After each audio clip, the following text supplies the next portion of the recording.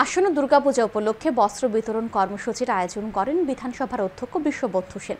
তিনি বলেন, ধর্মনগরবাসী উনাকে 4 বার বিধায়ক রূপে নির্বাচনে জয়ী করেছেন, তাই ধর্মনগরবাসীর প্রতি উনি চিরকৃতজ্ঞ।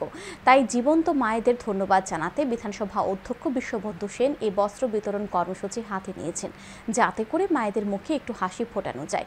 তাই এবছর 51টি বুথে 50টি করে শাড়ি দেওয়া হচ্ছে বলে জানান তিনি। তাছাড়া আগামী বছর থেকে 2 থেকে 12 বছর পর্যন্ত ছোট ছোট ছেলে মেয়েদের ও কাপড় দেওয়ার পরিকল্পনা গ্রহণ করছেন বলে তিনি জানান। বৃহস্পতিবার আয়োজিত এই সাড়ম্বরপূর্ণ অনুষ্ঠানে উপস্থিত ছিলেন মণ্ডল সভাপতি শ্যামল নাথ, ধর্মনগর পুর পরিষদের চেয়ারপারসন মিতালি দাস সেন সহ বিভিন্ন বুথের সভাপতিরা এবং বিভিন্ন ওয়ার্ডের নির্বাচিত কাউন্সিলররা।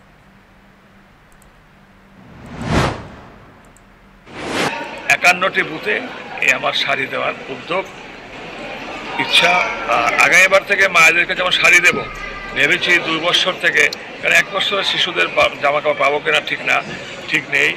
2 বছর থেকে 12 বছর পর্যন্ত ছেলে মেয়েদেরকে আমি কাপড় জামা দেবো। আগামী বছর থেকে শাড়ি তো দেবই।